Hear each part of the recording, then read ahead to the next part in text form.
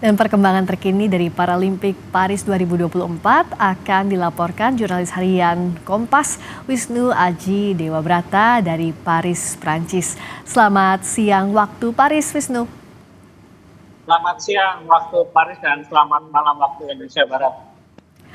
Wisnu, kalau ini kan hari terakhir, bagaimana dengan lifter Indonesia Srianti yang bertanding hari ini? Peluangnya sejauh ini bagaimana menurut amatan Anda di sana? Ya, untuk angkat berat memang diakui oleh pelatihnya sendiri, Pak Eko, bahwa peluang untuk meraih medalinya sangat berat di Paralimpiade Paris. Tapi mereka berjanji akan berjuang maksimal untuk membawa pulang medali ke Indonesia. Begitu.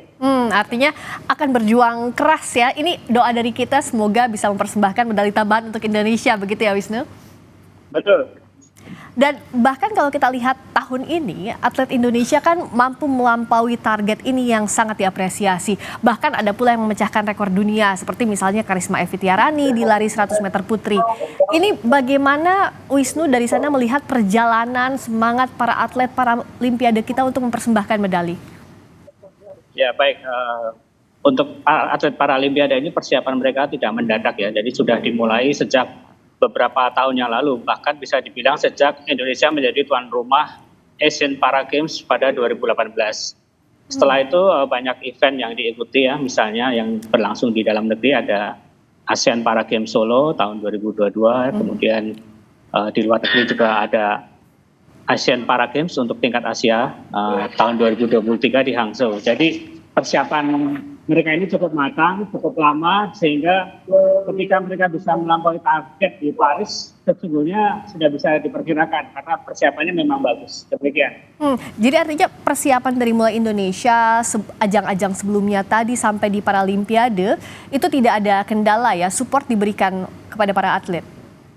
Betul, pemerintah dalam hal ini Kemenpora ya, melalui National Paralympic Committee Indonesia, tidak putus-putus melakukan persiapan khusus untuk Paralimpiade Paris, karena ini adalah ajang olahraga untuk atlet difabel yang paling tinggi di dunia. Jadi mereka tidak main-main dalam persiapan. Bahkan sudah setahun terakhir persiapan khusus untuk Paralimpiade Paris ini dilakukan di Surakarta, Jawa Tengah. Dipusatkan di sana untuk pelatihannya semua cabang. Demikian. Oke. Wisnu tadi kan bercerita bagaimana kita sama-sama berharap di angkat berat ini bisa mempersembahkan medali lagi. Tapi kalau menurut amatan Anda di Paris, cabang olahraga apa saja yang memberikan kejutan di tahun ini dibandingkan dengan Paralimpiade sebelumnya? Ya, kejutan pertama tentunya datang dari boccia.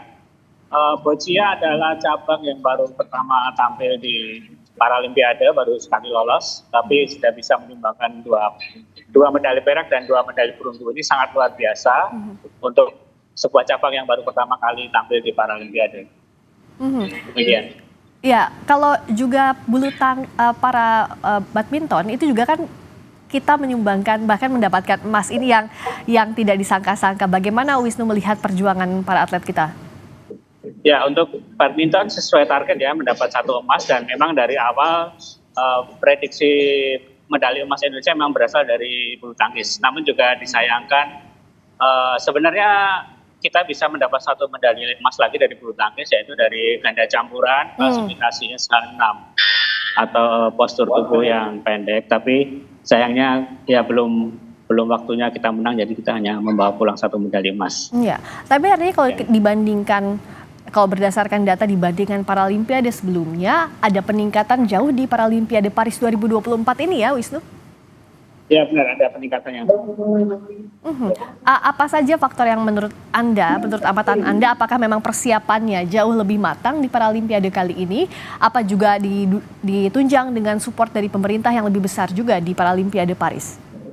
Ya, artinya ada banyak faktor yang saling mendukung keberhasilan ini ya, seperti yang disebutkan tadi. Tapi juga saya lihat selama saya berada di Paris selama hampir kurang lebih 3 pekan, saya mengikuti para atlet sejak kedatangan sampai hari ini. Mereka memang berangkat dengan gembira, dengan semangat tinggi. Jadi mereka bisa ya bermain lepas di Paris, meskipun ya bagi atlet yang baru berikutan di Paris juga mereka mengaku tertekan. Tapi kesan yang saya dapatkan adalah mereka memiliki semangat yang luar biasa. Mereka sangat gembira karena bisa tampil di ajang atlet difabel yang tertinggi di dunia. Iya. Jadi ada dari dalam diri mereka itu memang ada rasa gembira yang luar biasa. Iya, kapan lagi begitu ya di ajang paling bergengsi di dunia. Dan bicara soal rekor dunia, selain Karisma Evi Tiarani, catatan apa saja yang ditorehkan di sana? Ya, selain dari karisma, kita juga bisa melihat dari penampilan tim Boccia ya, yang sebenarnya mereka bisa saja mendapat medali emas di nomor ganda, tim campuran, Ya. klasifikasi BC1 dan BC2, tetapi di final mereka kalah dari Cina. Jadi sebenarnya peluang medali emas ada, tapi ya mereka kalah tipis. Waktu itu skornya 7-6 untuk Cina. Jadi Indonesia sempat tertinggal 3-0, bahkan hampir 6-0, tapi Indonesia bisa menyamakan menjadi 6-6, dan sayang sekali Cina unggul tipis 1 poin menjadi 7-6. Jadi medali emas terlepas dari tangan tim Boccia. Ya, itu tipis sekali ya, bedanya 7-6. Kalau yang Mas Wisnu lihat, apakah ini karena memang pengalaman Cina, secara pengalaman juga lebih baik begitu dalam pembinaannya, atau apa pada saat pertandingan? Pada saat pertandingan, sebenarnya tim Indonesia dan tim Cina sudah sering bertemu ya di ajang yang lain sebelum Paralimpiade. Jadi kekuatan masing-masing tim sudah diketahui. Jadi ketika sudah bertemu di final, ya hanya tergantung pada kesiapan masing-masing tim, mana tim yang lebih siap ya yang akan menang, mana yang tidak gugup, mana yang mentalnya kuat ya yang menang. Karena dalam olahraga Boccia ini yang diutamakan adalah mental, karena secara teknik hampir semua peserta ini rata ya, semuanya memiliki teknik yang sama. Begitu. Iya. Dan tidak lupa nanti malam waktu Paris akan digelar penutupan. Euforianya sejauh ini seperti apa, Wisnu? Ya, untuk penutupan akan berlangsung nanti malam pukul 8 waktu Paris ya, atau pukul 1 dini hari waktu Indonesia Barat. Penutupannya akan berlangsung di lokasi yang sama dengan penutupan Olimpiade Paris, yaitu di Stade de France di Paris. Oke. Dan support dari warga Indonesia di sana juga apakah sama-sama antusiasnya? Ya, yang luar biasa di sini adalah dukungan dari warga Perancis ya. Bisa dari Paris atau dari manapun. Ya. Setiap pertandingan selalu penuh ya. Ya.